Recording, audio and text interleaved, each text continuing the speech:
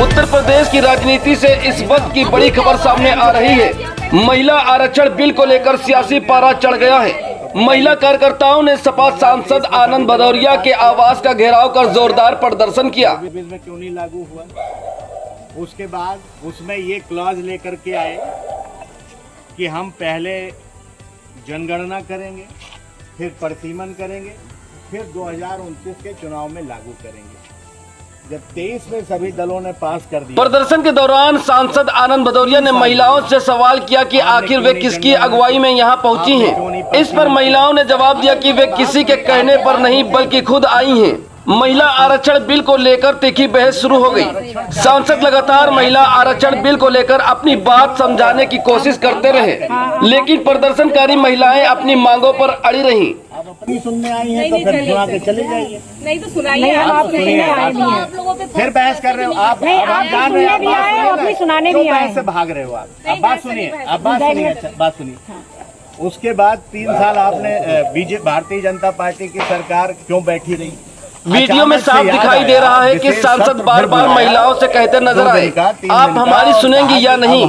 जब यहाँ आई हैं तो हमारी बात सुनिए। इस दौरान उन्होंने बड़ी ही शांत तरीके से पूरे मामले को समझाने का प्रयास किया। हमें किसी पार्टी से देखिए, अगर अरे सुनोगे बात सुनिए। हमें पता है किसी की बात कर रहे हैं, आप भारतीय जनता पार्टी कार्यकर्ता हैं तो इसलिए बात सुनिए। हम कार्यकर्ता, अरे वो अलग की बात है सर। सुनिए, अगर केवल बहस करने आई है तो बहस करिए। बहस करने सुनने आए, सुनाने आए हैं। पूरी बात आपने सुना दिया। पिछले आधे घंटे से आप उधर घूम के नारा लगा रहे। हमने आपने कहा तो हम शांत हो गए, आपकी बात सुन गए, आप सुनाइए। उसके बाद 17 या 183वां संशोधन लेके आए। क्या संशोधन था उसमें?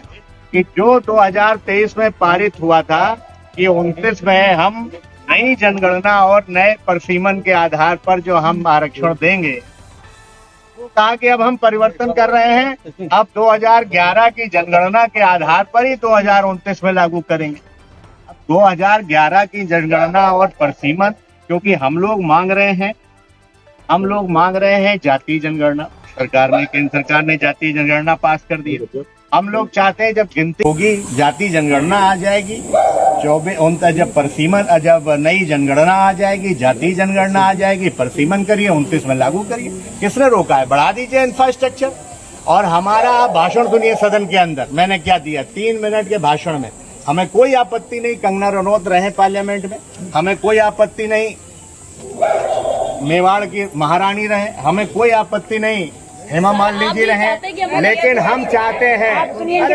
मामला तब और गर्मा गया जब सपा सांसद ने मौके पर मौजूद पुलिस प्रशासन पर सवाल खड़े कर दिए। उन्होंने दरोगा से कहा कि आपको पहले से कैसे पता चला कि महिलाएं आने वाली हैं?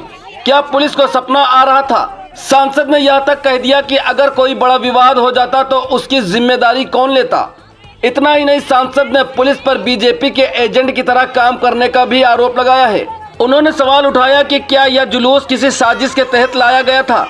वहीं दूसरी ओर सांसद की तरफ से प्रदर्शन करने पहुंची महिलाओं को पानी पिलाने और सम्मान के साथ समझाने की बात भी कही गई। हैरानी की बात यह है कि महिलाओं के हाथों में विरोध प्रदर्शन से जुड़ी तख्तियां भी नजर आईं, लेकिन जब उनसे सवाल पूछे गए तो वे बार बार ये कहती रहीं कि हम तो ऐसे ही आए थे। इसके बाद माहौल अचानक बदलता नजर आया और कुछ देर बाद महिलाएं शांत होकर वहां से निकल गईं। अब यह वीडियो सोशल मीडिया पर तेजी से वायरल हो रहा है और लोग सवाल उठा रहे हैं कि आखिर इस पूरे प्रदर्शन के पीछे असली कहानी क्या है। आगे सुनिए, अरे पूरी बात सुनिए भाई।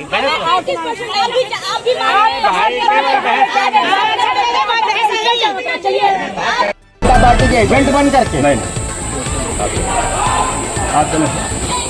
नहीं, ये ले करके जुलूस आप आ रहे हो पुलिस प्रोटेक्शन में किसी के घर में हमला कराने के लिए? नहीं, महिलाएं कौन लेकर के आया है? नहीं, कैसे पता था आपको? कैसे पता था आपको कि ये आ रहे हैं साथ में? महिलाएं हैं सब तो साथ में।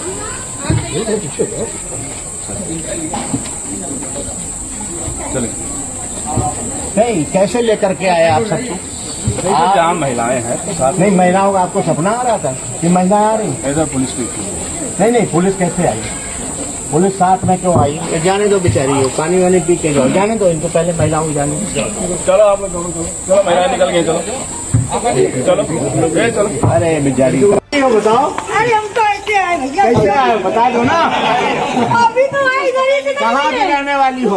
से। कौन मामले में आई हो? हम कोई मामले में नहीं है, हमारी बेटी हमको बाहर कर जाना था। तुम कैसे माता जी आई? चालने में आई हो? आप कैसे आई माता जी? क्या बेचारे क्या कर रहे हो? और आप जाइए निकलिए। दर्शन में लेकर के आते हो दर्शन कराने। चलो है? ये बताओ ये तरीका है? कुछ घटना दुर्घटना हो जाए कौन जिम्मेदार होगा? जिम्मेदारी हमें लोग है? जिम्मेदारी हम लोगों की, हम लोग साथ हैं। तुम्हें भेज दिया उदेश कुमार यादव। और किसको भेज दे? तुम्हें भेज दिए। चलो ऐसा है मीडिया के साथियों, चलिए। देखो ये तरीका बहुत गलत है।